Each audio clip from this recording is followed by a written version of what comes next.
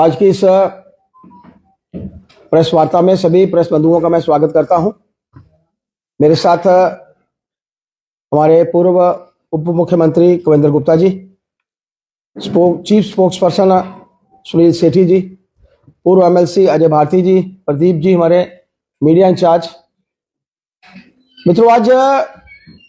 सुबह का जो जम्मू कश्मीर यूटी की असेंबली में जो वाकया हुआ, जिसमें सुबह एक रेजोल्यूशन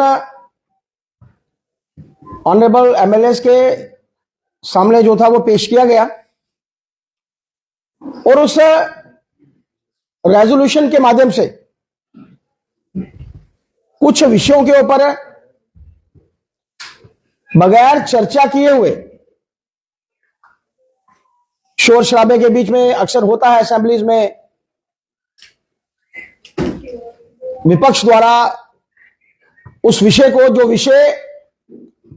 किसी भी तरीके से असेंबली में पेश नहीं किया जाना था, वो पेश किया गया, जो असेंबली के अधिकार क्षेत्र में ही नहीं था, और उसके ऊपर माननीय स्पीकर साहब द्वारा कोई डिबेट भी नहीं हुई और ऑन द वॉइस उसका डिसीजन भी हो गया और वो रेजोल्यूशन पास हुआ। मैं उस रेजोल्यूशन की भी और जो तरीका इख्तियार किया गया आज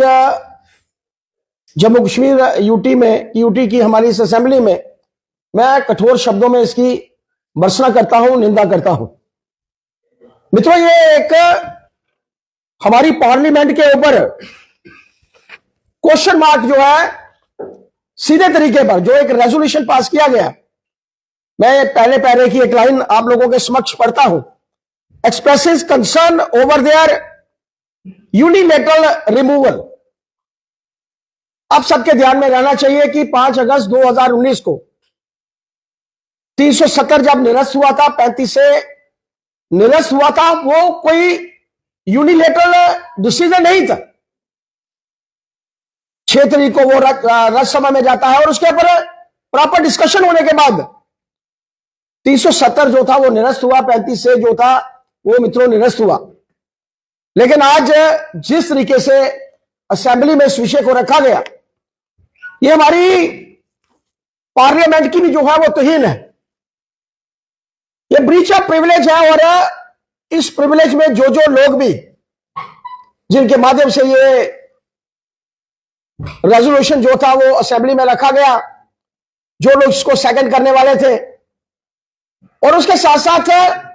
ऑनरेबल स्पीकर साहब भी, जिनके माध्यम से बगैर डिस्कशन के इस रेजोल्यूशन को जो है वो मित्रों पास किया गया। इसके ऊपर जो ब्रीच ऑफ प्रिविलेज है, डेफिनेटली इसके ऊपर एक्शन भी होना चाहिए, होगा भी। लेकिन मेरा मानना है कि जब हम लोग संवैधानिक तरीके से चुनकर आते हैं तो हमारे कार्य भी जो है संवैधानिक होनी चाहिए, असंवैधानिक नहीं होनी चाहिए। आज जिस तरीके का वातावरण आज जम्मू कश्मीर की असेंबली में बनाया गया, वो किसी भी तरीके से इस प्रदेश के हित में नहीं है। हम सब जानते हैं कि जो डिसीजन 5 अगस्त 2019 को हुआ था, वो एक इतिहास बन चुका है, और वो इतिहास के पन्नों में गई हुई कोई वस्तु जो है वो वापस नहीं आती। और असंवैधानिक तरीके से इस रेजोल्यूशन को जो है वो पास किया गया। मेरा मानना है कि जो एक्शन ब्रीच ऑफ प्रिविलेज के माध्यम से एक पार्लियामेंट में होना चाहिए, इस विषय को भी जो है वो होगा। और ये जो 370 जिसके बारे में आज और लगातार से लोगों के बीच में, आम जनता के बीच में आज ये एक डिस्कशन का विषय बन चुका है कि जो असेंबली इसको पारित करने की स्थिति में ही नहीं थी, उन्होंने इसको पारित किया, इस रेजोल्यूशन को पारित किया। आज इस विषय को आप लोगों के समक्ष में रखने के लिए आया था, और ये 370-35 से इतिहास का हिस्सा जो है वो बन चुके हैं और वो वापस नहीं आने वाले। ये जिन लोगों ने इसको पारित किया है वो भी समझते हैं, और खासतौर पर जिस तरीके से माननीय स्पीकर साहब ने ये विषय रखा, कि मैंने देखा कि कांग्रेस के लोग भी इसके समर्थन में थे। तो मेरा मानना है कि कांग्रेस को भी, जो अपने आप को नेशनल पार्टी कहती है, अपने आप को कहती है कि हम देश के हित में बात करते हैं, और जो रेजोल्यूशन लाया गया उसके हक में अगर उन्होंने समर्थन किया है तो उनको अपना स्टैंड भी जो है वो क्लियर करना चाहिए कि क्यों तर उन्होंने इस रेजोल्यूशन के हक में जो है वो वोट दिया है। इस